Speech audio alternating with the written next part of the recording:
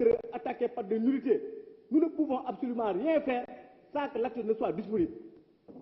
C'est pourquoi, vivement, Monsieur le Président, on insiste encore là-dessus, que ce que nous sommes en train de faire, cette loi soit renvoyée, qu'on retourne en commission le temps que ce décret arrive pour qu'on le réexamine. C'est ça la réalité. Disons-nous-le, ce décret n'est d'une importance capitale.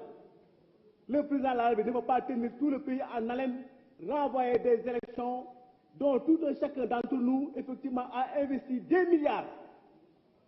Nous avons investi des milliards. Nous, la coalition, effectivement, donc Khalifa président, nous avons investi des milliards. Tout ce que nous avons investi, vous voulez qu'effectivement qu'on l'anéantisse. Nous ne sommes pas d'accord.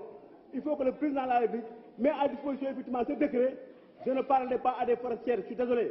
Ce que je dis, c'est une importance capitale. Il faut apprendre la loi, connaître ce que ça veut la loi. Il faut respecter la réglementation. Vous devez le respecter. La loi, le président de la République est le premier à le respecter. Donc, fondamentalement, nous demandons à ce que cette Merci, chers collègues. Merci, monsieur le La Président. parole est à notre collègue Moussa Diakhaté.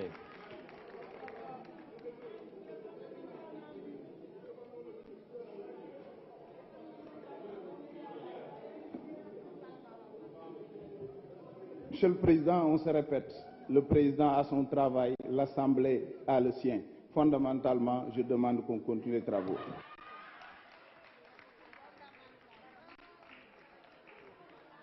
La parole est à notre collègue. Je voudrais rappeler à mon collègue que ce projet de loi est antérieur même à la décision du Président. Et c'est deux pouvoirs. Je demande à ce qu'on poursuive les travaux. Merci. Quels sont ceux qui sont pour son adoption?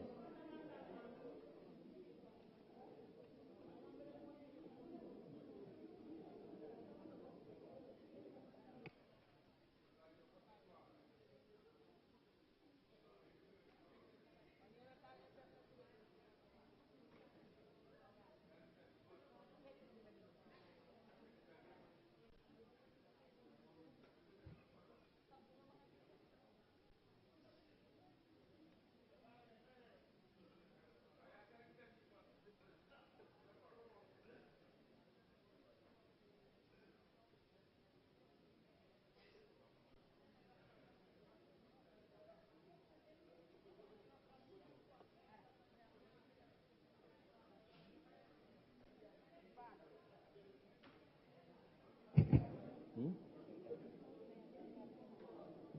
55 voix.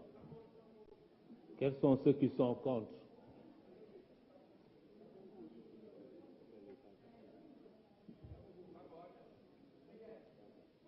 « 104. Quels sont ceux qui s'abstiennent? 0. La question préalable est repoussée. La discussion générale s'engage. Barthélémy Toye Dias.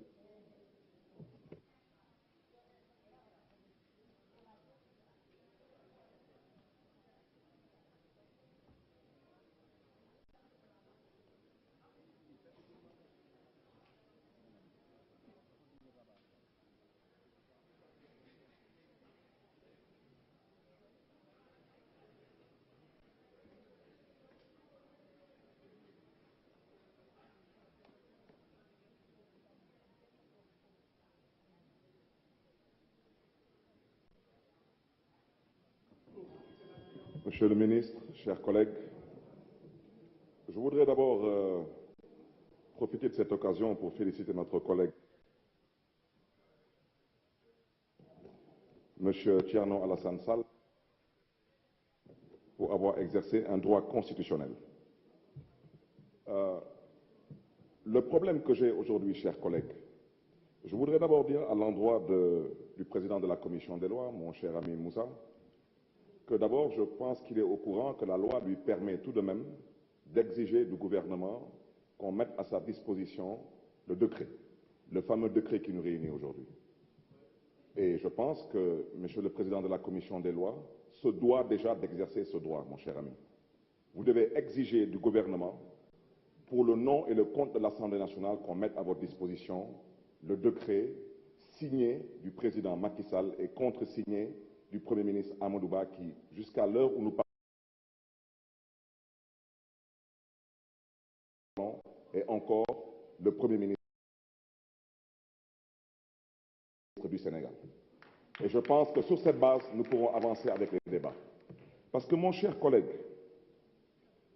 si vous regardez votre texte, l'article 2 de votre proposition de loi déroge à l'interdiction absolue de réviser la durée du mandat. Maintenant, comment l'Assemblée nationale va gérer la question de l'article 27 de la Constitution, qui dit clairement, que la durée du mandat du président de la République est de 5 ans. Nul ne peut exercer plus de 2 mandats consécutifs. Le 2 avril 2024, qu'est-ce que nous allons faire, nous?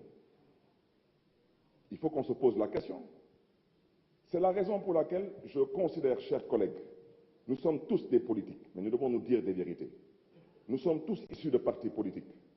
La majorité des partis politiques ici présents à l'Assemblée nationale ont répondu présent à l'appel au dialogue du président Macky Sall. Nous avons discuté. On ne s'est pas entendu sur tous les points. Mais sur les points sur lesquels on s'est entendu, qu'est-ce qu'on va faire de tout cela? Voter pour ou voter contre? Je suis désolé. Le 23 juin, c'était une histoire de l'Assemblée nationale. Pour certains politiques, la suite, on la connaît. Le peuple souverain aura toujours son mot à dire.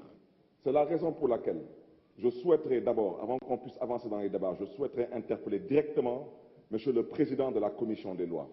Je vous prie respectueusement, au nom et pour le compte de l'Assemblée nationale, de demander au gouvernement de mettre à votre disposition déjà le décret signé de la main du président Macky Sall et contresigné du Premier ministre M. Amadou Ba. Parce que, chers collègues, c'est trop facile de se mettre ici à vouloir défendre des intérêts personnels, partisans et claniques.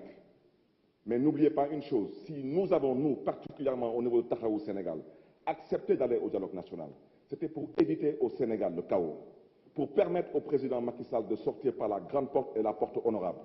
Mais je vais vous dire une chose, si on laisse la majorité mécanique jouer son rôle, que personne ne dise qu'il n'a pas été averti. Les populations ne l'accepteront pas. C'est ça la triste réalité. Nous devons faire preuve de tenue, de retenue et de sagesse. Et c'est la raison pour laquelle je terminerai mon propos en dénonçant l'hypocrisie de la CEDEAO, mais surtout la fumisterie de l'Union africaine. Parce que ce qui se passe aujourd'hui au Sénégal devrait être dénoncé. Le protocole de la CEDEAO est violé. Le protocole est très clair. Il dit que nul ne peut changer les règles du jeu 6 mois avant le jour du scrutin. Alors pourquoi le mutisme de la CEDEAO? Pourquoi le mutisme de l'Union africaine? Et pendant ce temps, on reproche à certains présidents africains, dont le président du Mali, du Niger, du Burkina, de se retirer de la CEDEAO. Donc, je terminerai mon propos par lancer un appel à M. le Président Macky Sall. Je vous prie de bien vouloir faire preuve de tenue et de retenue. Le Sénégal en vaut la peine. Et vous méritez mieux que cela. Je vous remercie. La parole est à Moussa Diakhaté, président de la Commission.